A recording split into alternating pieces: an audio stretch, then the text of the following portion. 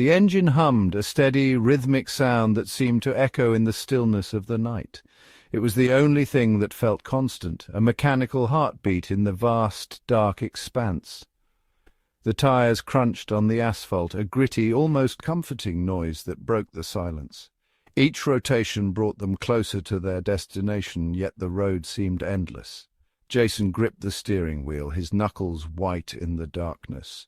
His mind raced with thoughts he couldn't quite grasp, a mix of anxiety and anticipation.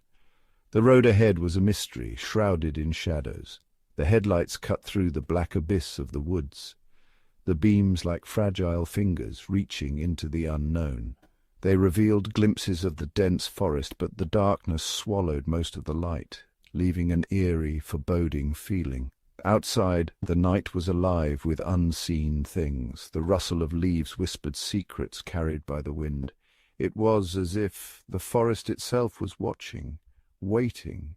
The distant hoot of an owl echoed through the trees, a haunting sound that added to the night's mystery. It was a reminder that they were not alone, that the forest had its own life.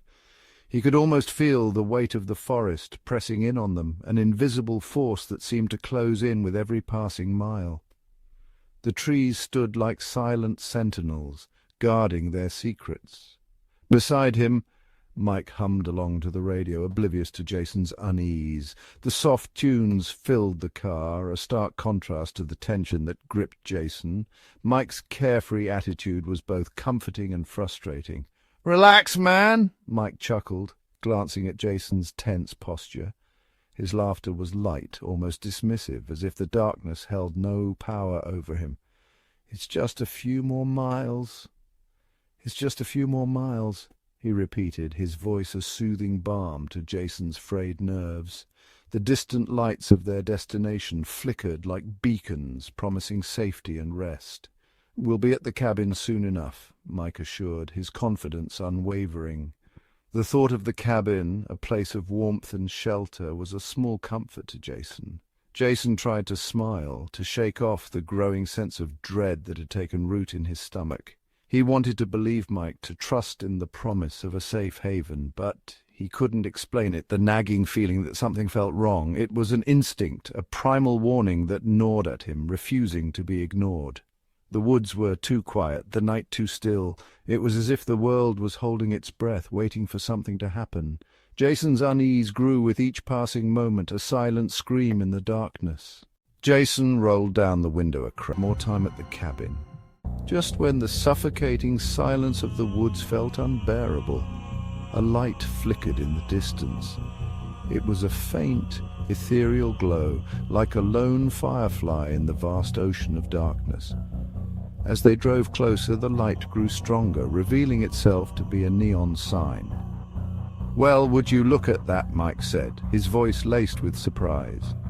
"Looks like we've stumbled upon a diner. How about a late-night snack, my friend?"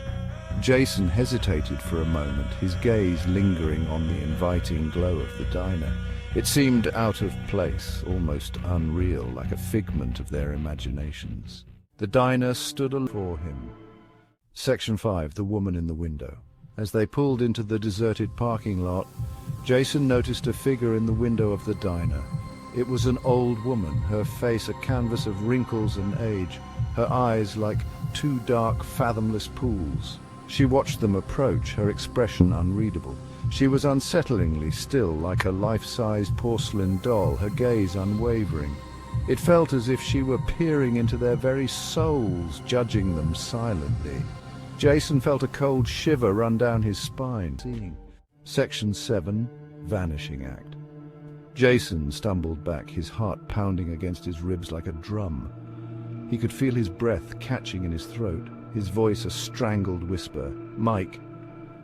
"Look," he managed to say, his voice barely audible. Mike turned, his eyebrows furrowed in confusion. "What is it, Jace? You're white as a sheet." But when Mike turned back to the counter, the young woman was gone. The space behind the counter was empty, the only sound the soft hum of the neon sign outside. Section 9, A Night to Forget. Mike clapped a hand on Jason's shoulder, his expression a mixture of concern and amusement. "You're letting this whole spooky atmosphere get to you, buddy. Come on, let's get out of here." Reluctantly, Jason allowed himself to be ushered out of the diner and back into the waiting car. As they drove away, Jason couldn't shake the feeling of being watched. He glanced back at the diner, its neon sign casting long, eerie shadows that danced in their wake. The image of the young woman, her smile etched into his memory, continued to haunt him. Section 10. Unanswered Questions. As they continued down the dark highway, the events of the night swirled in Jason's mind. Who was the old woman, and the young woman who so closely resembled the girl in the photograph? Were they one and the same? And what was the connection to the cemetery across the road? The questions gnawed at him, each one a piece of a puzzle he couldn't quite solve.